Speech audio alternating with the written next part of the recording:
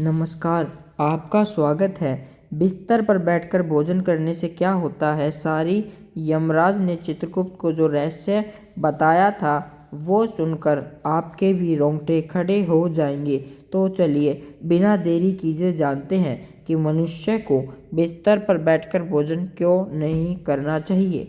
दोस्तों, एक बार यमलोक में यमराज अपने सभा में सिंहासन पर विराजमान थे और उनके समीप चित्रगुप्त बैठकर विनम्रता पूर्वक बात कर रहे थे।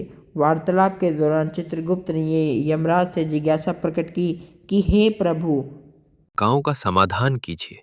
मनुष्य को भोजन किस प्रकार से करना चाहिए? भोजन करने के लिए उचित दिशा और स्थान कौन सा है? किन स्थानों पर बैठकर भोजन नहीं करना चाहिए? भोजन से पूर्व क्या करना चाहिए और भोजन के बाद क्या करना चाहिए? किसके घर का भोजन नहीं करना चाहिए? किन स्थानों पर बैठकर भोजन करने से आयु कम होती है? कृपा करके मेरे इन सभी प्रश्नों का उत्तर दीजिए। यमराज मुस्कुराए और चित्रगुप्त को उत्तर देते हुए बोले। हे चित्रगुप्त, तुमने बहुत उचित प्रश्न पूछे हैं। वास्तव में इन सभी प्रश्नों का उत्तर मनुष्य के आचार व्यवहार और उसकी आदतों में छिपा होता है। जैसा आचरण मनुष्य करता है वैसा ही फल उसे भोगना पड़ता है।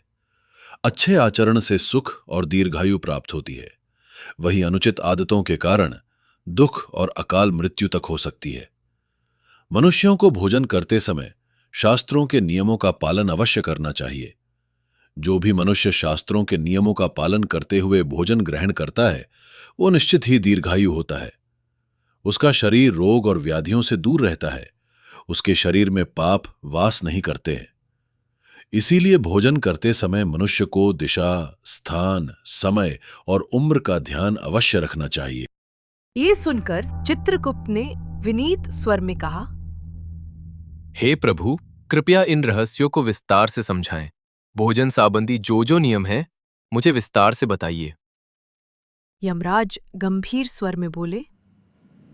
हे चित्रगुप्त, तुम्हारे प्रश्नों का उत्तर देने से पहले मैं तुम्हें एक प्राचीन कथा सुनाता हूं।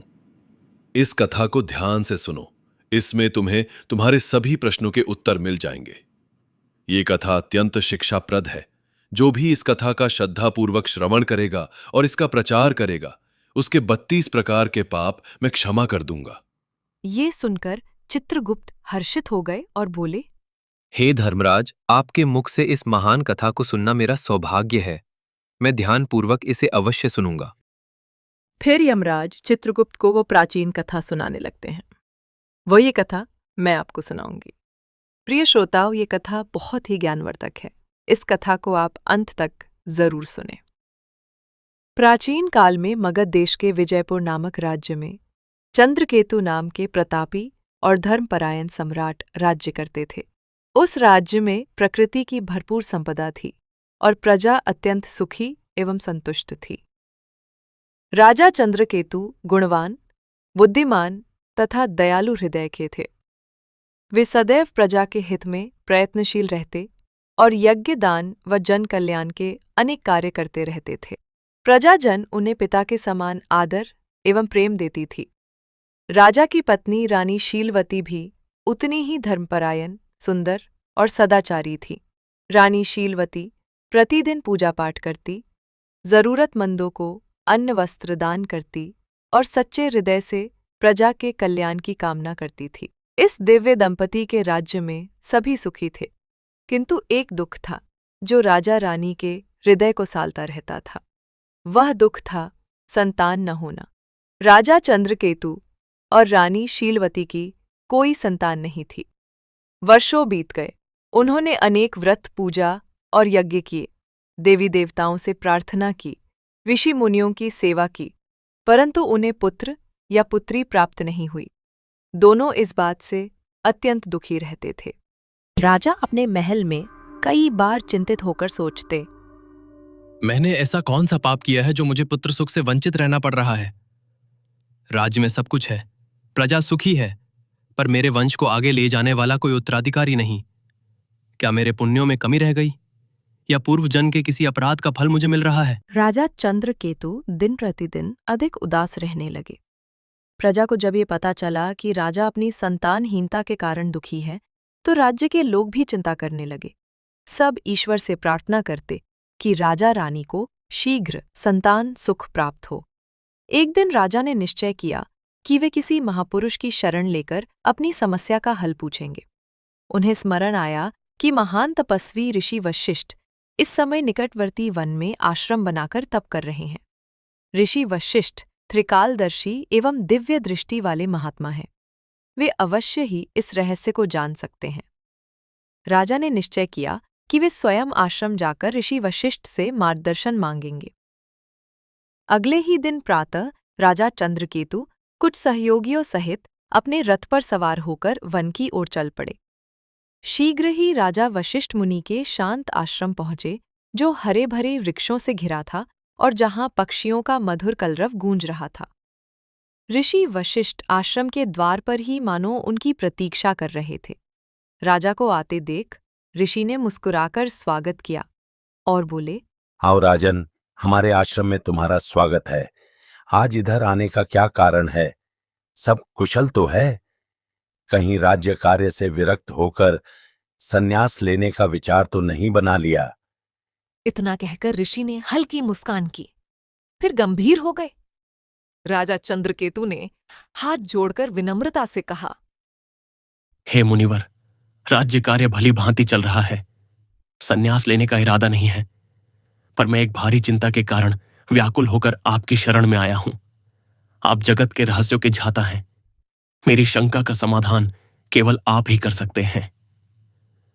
ऋषि वशिष्ठ ने सहानुभूति भरे स्वर में पूछा, राजन, आप जैसे प्रतापी और धर्मनिष्ठ राजा को भला किस बात का दुख हो सकता है? निश्चय ही आपकी प्रजा सुखी है, राज्य समृद्ध है। फिर भी यदि आपके मन में कोई शंका या कष्ट है तो निसंकोच कहिए, मैं यथाशक्ति अवश्य सहायता करूंगा। तब राजा चंद्रकेतु ने दुखी स्वर में अपनी व्यथा सुनाई। हे मुनिवर, मेरे जीवन में एक ही अभाव है। मेरी कोई संतान नहीं है, न पुत्र है न पुत्री। मैंने अनेक यज्ञ उपवास किए, तीर्थों के दर्शन किए, ब्राह्मणों को दान दिया, हर संभव प्रयास किया, किंतु भाग्य ने मुझे संतान सुख से वंचित रखा है। कृपा कर यह बताएं कि ऐसा कौन सा अपराध मुझसे हुआ है जो मुझे संतानहीन रहने का दंड मिला है। मेरे बाद मेरे राज्य का उत्तराधिकारी कौन होगा? मेरा वंश कैसे आगे बढ़ेगा? मेरे मन की यह पीड़ा दूर कीजिए और यह भी बताइए कि संतान प्राप्ति के लिए मुझे क्या उपाय करना चाहिए। राजा की व्यथा सुनकर आर्षि वशिष्ठ ने कुछ पल के लिए आंखें मूंद लीं और अपनी दिव्य दृष्टि से राजा के पूर्व जन्म के कर्मों का निरीक्षण करने लगे। ध्यानमग्न अर्षि पर राजा की निगाह टिकी थी। कुछ क्षण बाद अर्षि ने आंखें खोलकर कहा, हे राजन, जो कुछ मैं बता रहा हूं उसे धैर्यपूर्वक सुने। आपके संतान न होने का कारण आपके पूर्व जन्म के कर्म में छिपा है। पिछले जन्म में अनजाने में आपसे एक पाप हुआ था, जिसका दंड आपको इस जन्म में संतानहीनता के रूप में मिल रहा है। राजा चंद्रकेतु चकित होकर बोले, पूर्व जन्म का पाप? कृपया विस्तार से बताएं मुनिवर, मुझसे ऐसा कौन सा पाप हो गया?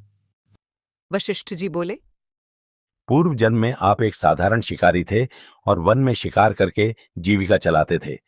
मूलतः आप बुरे हृदय के नहीं थे, पर शिकार के दौरान कभी कभी अधर्म हो ही जाता है। एक दिन की बात है, आप जंगल में एक हिरण का पीछा करते करते बहुत दूर निकल गए। वहां एक हरी भरी जगह पर एक गौ माता अपने बछड़े को दूध पिला रही थी। दुर्भाग्यवश आपको वह दिखाई नहीं दी। आपको लगा शायद हिरण झाड़ियों के पीछे है और आपने उसी ओर तीर चला दिया।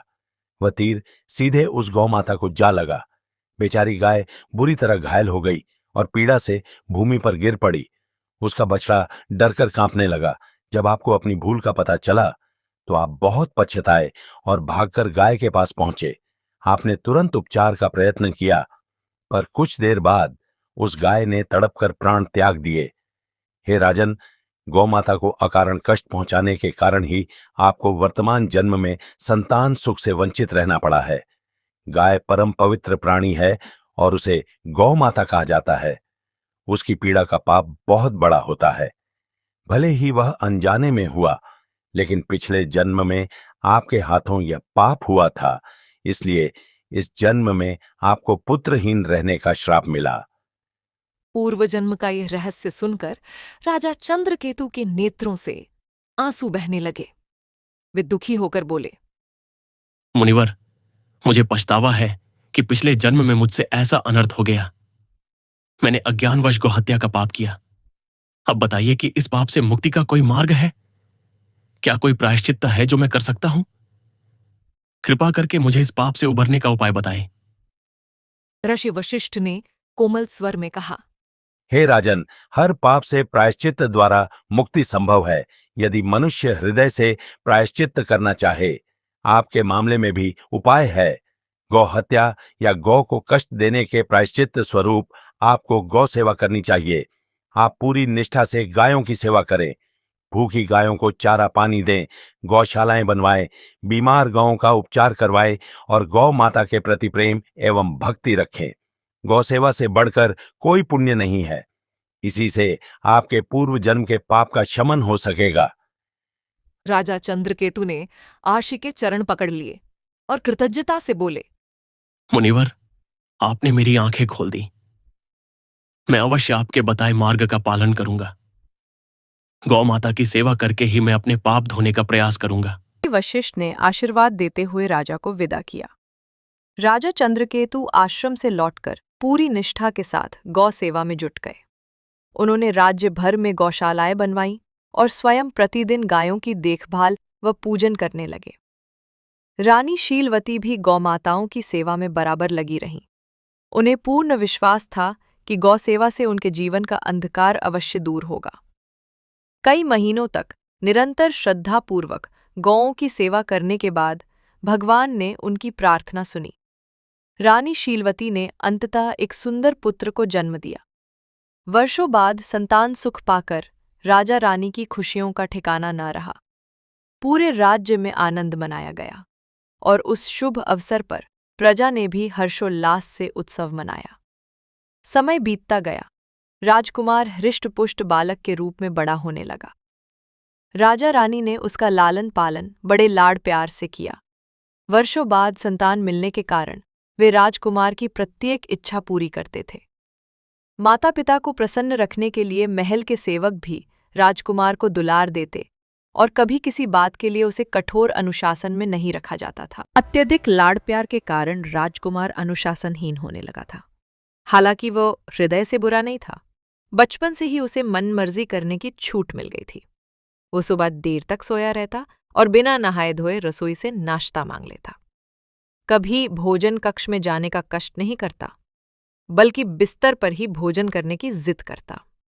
महल के दास दासियां सोने की थाली में तरह तरह के पकवान सजाकर राजकुमार के शयन कक्ष तक ले आते। राजा या रानी उसे डांटते टोकते नहीं थे और सेवक भी उसकी हर इच्छा पूरी करते थे। राजगुरु सहित कुछ बुजुर्गों ने कभी कभार राजकुमार को समय पर स्नान करने और उचित स्थान पर बैठकर खाने की सलाह भी दी, परंतु माता पिता ने प्रेमवश उसकी गलतियों को अनदेखा कर दिया। रानी शीलवती भी बेटे की हर फरमाइश पूरी करती थी और चाहती थी कि उसका बचपन हंसी खुशी बीते।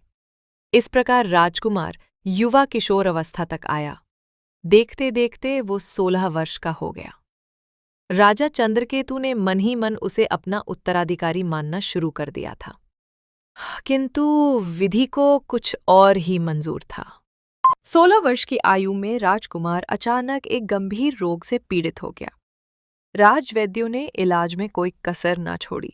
दूर दूर से वैद्य बुलाए गए और यज्ञ प्रार्थनाएं भी की गईं, किंतु कुछ भी कारगर नहीं हुआ। कुछ ही दिनों के भीतर दुर्भाग्यवश उस किशोर राजकुमार ने अपने प्राण त्याग दिए। इस आकस्मिक वज्रपात से राजा रानी पर दुखों का पहाड़ टूट पड़ा और पूरे राज्य में शोक छा गया। इस घटना के बाद राजा चंद्रकेतु ने राजपाट त्यागने का निर्णय कर लिया। उन्होंने अपने भतीजे को राज्य सौंप दिया और रानी शीलवती के साथ वन में ऋषि वशिष्ठ के आश्रम जा पहुंचे। ऋषि वशिष्ठ ने राजा रानी को अत्यंत शोकाकुल देखा तो स्नेहपूर्वक कारण पूछा। राजन, आप इतने व्यथित क्यों हैं? राजा चंद्रकेतु ने रोते हुए अपने पुत्र की अकाल मृत्यु की कथा ऋषि को सुना दी।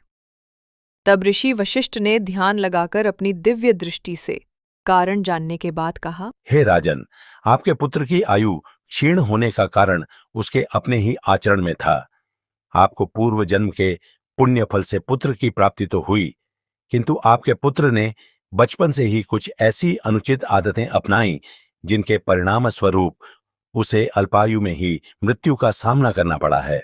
आपका पुत्र प्रतिदिन बिना स्नान किए भोजन करता रहा और प्रायः बिस्तर पर बैठकर ही भोजन करता रहा। जो मनुष्य बिना नहाए धोए भोजन करता है उसकी आयु क्षीण हो जाती है, और जो मनुष्य बिस्तर पर बैठकर भोजन करता है उसके शरीर में विभिन्न रोग उत्पन्न हो जाते हैं और उसके जीवन के भी असमय समाप्त हो जाने की आशंका रहती है। अनेक औषधियों और प्रयासों के बावजूद आपका पुत्र बचाया नहीं जा सका, क्योंकि उसकी देह उन अपवित्र आदतों का शिकार हो चुकी थी। ऋषि के इन वचनों ने राजा रानी की आंखें खोल दी। उन्हें अपनी भूल का गहरा पश्चाताप हुआ और उन्होंने सांसारिक मोह त्यागने का निश्चय किया। राजा चंद्रकेतु ने वहीं आश्रम में रहकर शेष जीवन तपस्या और भगवान के चिंतन में बिताया। रानी शीलवती ने भी राजसी ठाट बाट त्याग कर अपने पति के साथ सादा जीवन अपना लिया। इस प्रकार राजा रानी ने दुख से ऊपर उठकर धर्म के मार्ग पर शांति पा ली। कथा सुनाकर यमराज ने चित्रगुप्त की ओर देखते हुए कहा, देखा चित्रगुप्त, किस प्रकार मनुष्य की अपनी आदतें उसके जीवन को संवारती या बिगाड़ती हैं। राजा चंद्रकेतु जैसे पुण्यात्मा को भी अपने पुत्र की अकाल मृत्यु का दुख सहना पड़ा, क्योंकि उनके पुत्र ने गलत आदतों का पालन किया था। अतः प्रत्येक मनुष्य को सावधान रहना चाहिए कि वह किस प्रकार का आचरण कर रहा है। मनुष्य को सदैव भोजन करने से पूर्व शारीरिक शुद्धि कर लेनी चाहिए। अपने 5 अंग, दोनों हाथ, दोनों पैर तथा मुखमंडल को अच्छी तरह जल से धोना चाहिए। यदि संभव हो तो भोजन से पूर्व स्नान करके पवित्र होकर ही अन्न ग्रहण करना चाहिए। बिना स्नान किए भोजन करना शास्त्रों में वर्जित है। ऐसा करना पशुओं जैसा आचरण माना गया है और इससे आयु कम होती है। साफ सफाई के बाद ही मनुष्य को अन्न ग्रहण करना चाहिए।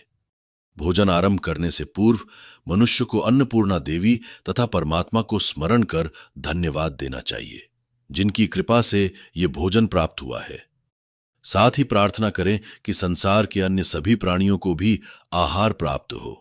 इस प्रकार मन ही मन ईश्वर को प्रणाम करके आदर पूर्वक भोजन करने से अन्न पवित्र रहता है और वह शरीर को पूर्ण पोषण देता है। भोजन करते समय बैठने का स्थान भी शुद्ध और उचित होना चाहिए। जमीन पर चटाई बिछाकर पालथी मारकर बैठकर भोजन करना श्रेष्ठ माना गया है। बिस्तर पर बैठकर भोजन करना अशुभ तथा स्वास्थ्य के लिए हानिकारक होता है। शैया पर अन्न ग्रहण करने से अपवित्रता बढ़ती है और शरीर विभिन्न रोगों का घर बन जाता है। हे चित्रगुप्त, 3 प्रकार का भोजन मनुष्य को कभी नहीं करना चाहिए। पहला, वह भोजन जिसके ऊपर से कोई व्यक्ति पैर रखकर चला गया हो या जिसे किसी ने लांघ दिया हो। ऐसा अन्न अपवित्र हो जाता है और उसे खाने से उम्र घटती है, वह तरह तरह के रोग लगते हैं। उस भोजन को पशुओं को डाल देना चाहिए। दूसरा, वह भोजन जिसमें बाल, कीड़े या कोई अन्य अशुद्ध वस्तु गिर गई हो। यदि थाली के भोजन में बाल निकल आए तो समझना चाहिए कि वह अन्न त्याग देने योग्य हो गया है। ऐसा अन्न न स्वयं खाना चाहिए, न भगवान को भोग लगाना चाहिए। ऐसे अशुद्ध अन्न का सात्विक लाभ समाप्त हो जाता है और प्रेत योनि के जीव उसका उपभोग करते हैं। तीसरा, वह भोजन जो किसी अन्य के लिए परोसा गया हो। याद रखे, कभी भी दूसरे का हिस्सा छीनकर नहीं खाना चाहिए। जो व्यक्ति दूसरों का भाग चुराकर खाता है या बिना बांटे खुद खा लेता है, उससे अन्नपूर्णा देवी रुष्ट हो जाती है। ऐसा करने से उसके पुण्य नष्ट हो जाते हैं और उसके जीवन में दरिद्रता एवं संकट आते हैं।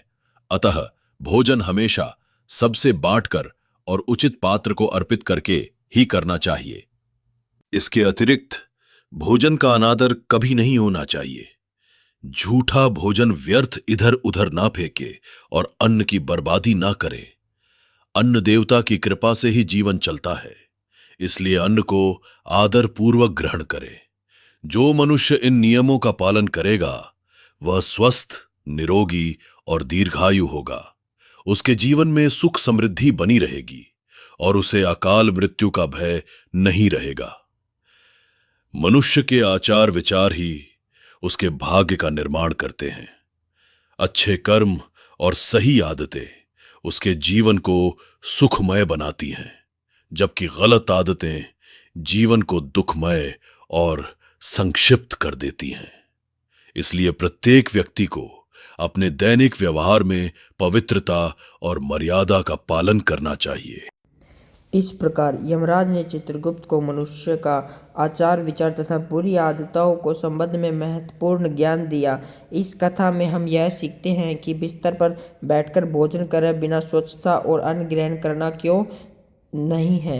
हमें सदैव स्तोत्र मर्यादा का पालन करने हेतु पवित्र आचरण अपनाना चाहिए ताकि हमारे जीवन में सुख, स्वास्थ्य और शांति बनी रहे। तो यह इस प्रकार यमराज ने चित्रगुप्त को अंत महत्वपूर्ण ज्ञान दिया। उम्मीद है आपको यह कथा पसंद आई होगी। आपको कथा कैसी लगी कमेंट में ज़रूर बताएं। जानकारी अच्छी लगी हो तो वीडियो को ज़रूर लाइक, चैनल को सब्सक्राइब